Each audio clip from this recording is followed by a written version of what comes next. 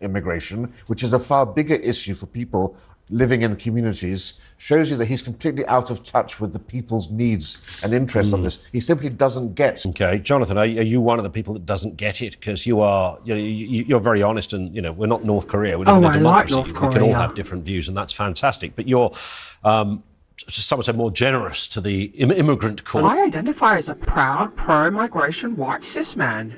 And migration's really gone down the list, like nobody talks about it anymore. I think Brexit was a big mistake because legal migration's just higher now, which means that's a good thing now. Look, I think migration is a good. I think there's only one thing that should literally stop migration, and that is literal capacity. If we are literally full. But the thing is, I can actually walk around and breathe, which means we can't be literally full. I mean, look, as soon as I leave London, there's just fields everywhere. I mean, it should be full of people. We should just bulldoze all the land, put buildings in its place, bring everyone from every country. Lots of schools and doctors' surgeries. And Britain geographically and literally, physiologically and biologically and geologically and geographically is not full. So nobody's going to argue that.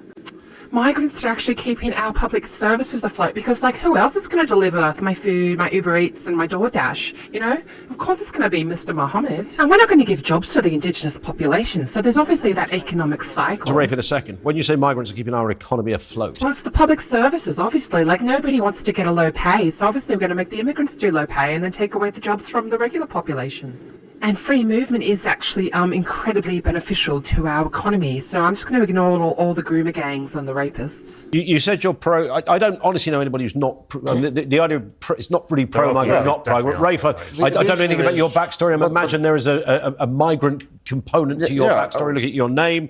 I would assume there's my mother's Polish. My father was. This isn't fair. I wanted to call them a white supremacist, but I can't do that now. And this is one of the things that the media always tends to, whether disingenuously or not, confuse is immigration versus mass migration. In the 1980s and 90s, we had immigration at approximately 50,000 per year, which was a very reasonable number to manage. We've had, in the last 20 years, more immigration than in the last 2,000 years combined. We had more immigration last year than in the entire decade of the 1990s, and no society can cope with such change. And unfortunately, too much of the discussion is about public services, infrastructure, GP appointments and so forth. The cultural change that we have seen in this country because of that. From the old mill towns of the north to the heart of our capital city, towns and cities are unrecognizable to the generations that once called them home.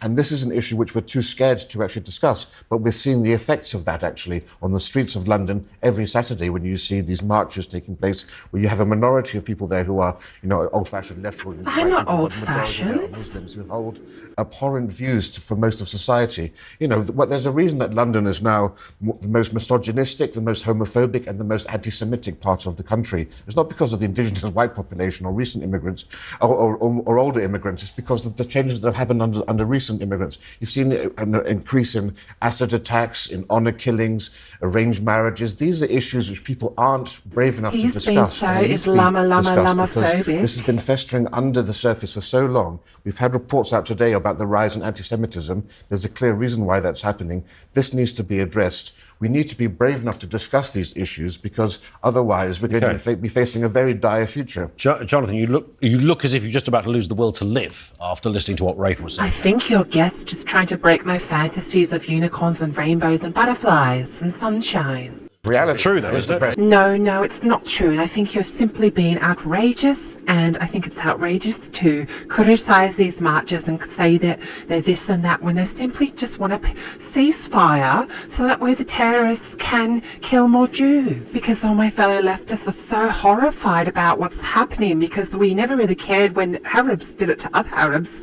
But when there's bombs that Jews are doing to Arabs, suddenly it's terrible. On the streets of London. Well, I mean, I want to see anti-Semitic attacks on the streets obviously, of London. everyone should be opposed to. But who's committing those? He's being Islamophobic again, but I can't call him out because he's an Asian. Immigration, okay? For example, London used to be a place where if you were a young gay man, you would flee to for sanctuary. Now it's the most homophobic place in the country. 50% of Muslims believe that homosexuality should be illegal. It's only 5% in the broader population. And most amazingly, 1/3 of young Muslims in this country believe you should be put to death if you leave the faith. You can't keep saying These are facts very and serious statistics. cultural It's dynamics that are now part of the Islamophobic. fabric of British life. Jonathan, do you dispute? There are so many homophobic people across the country, and they don't have it written down in their laws that they're going to kill. Well, I mean, that's irrelevant. The most important thing, in my opinion, is what you do, not what you say. They can say they're going to kill all the gays, but they're not actually doing it. I mean, once they become a majority, they'll probably vote for it. But that doesn't mean they're going out and killing all these gay people, because that's only what they do in Muslim countries, not here. And just because we want to make this a Muslim country, like, it's not going to happen. Don't be silly. And Islamophobia is on the rise, because if you question what a Muslim believes, you're being a racist. Jews are being targeted by Muslims and by the... Well, I'm Jewish too, and I've always been targeted, and I'm gay.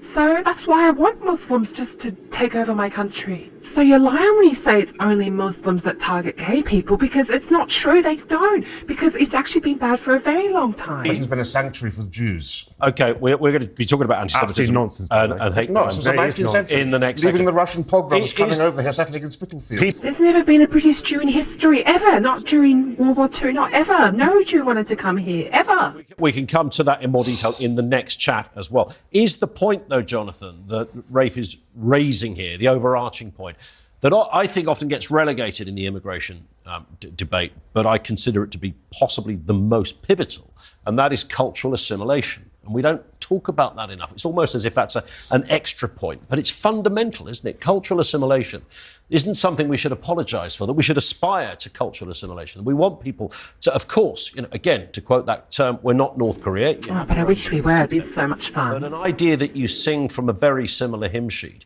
is pivotal to a civilised society, right?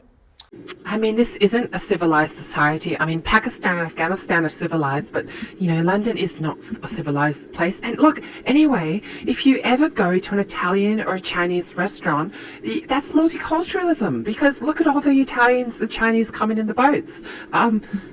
Now, obviously, I'm very well educated and I have a degree in migration and all these things. And look, what happens with assimilation is everybody becomes exactly the same. And that's just so boring, because look what they did in France. Like, they wanted everyone to speak French and not just impose their own language, and they're not integrated at all. And I just think that's so boring, because it's not fun at all. And I want it to be fun. Diversity is our greatest weakness, and every single study, there was a major meta-analysis done of all 87 sociological studies on the issue of diversity and social trust.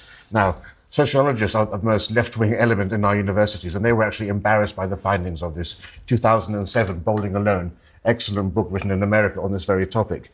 And what they showed is increased diversity leads to a lowering in trust, a lowering in social engagement, and on the local community level, people become more reclusive, they stay at home, and there's a general decay in society and in local buildings because of... Are you in danger, though, of seeing this, and I don't say this as a pejorative, through a sort of left-wing lens, where you desire, and admirably so, a nice sort of utopian society where we all rub along nicely, everybody gets along nicely, whereas actually, if you were a gay man and walked into some of those parts of East London, well done on getting out alive in some places. I am a gay man and I go to East London all the time. I don't dispute that. What I'm talking about, if you were on some of those marches that Raef was just referring to, there are huge components of people within those marches that don't want to... You shouldn't even have the right to the same oxygen, let alone the right to life, because they are hugely homophobic areas within those communities. I think the worst danger for any gay person in Gaza right now, even though they've all been exterminated by Muslim extremists, is being blown to bits. In Palestine and shout out, I'm a loud and proud gay man. Well, I'm not going to Palestine right now, but I want Hamas to win. Look, Look, I think you're asking the wrong question. It's really about the gay rights aren't all right rolled around the world, because Muslims believe that gays should be killed. And if I get harassed as a gay man, that's definitely not from Muslims, by the way, which means Muslims would never hurt me. You're saying that the fact that there's anti-gay rights means that these people deserve to be blown up, rather than just actually focusing on Hamas surrendering and stop being cowardly, Satan worshipping little fuckers that sacrifice their own people and use them as human shields?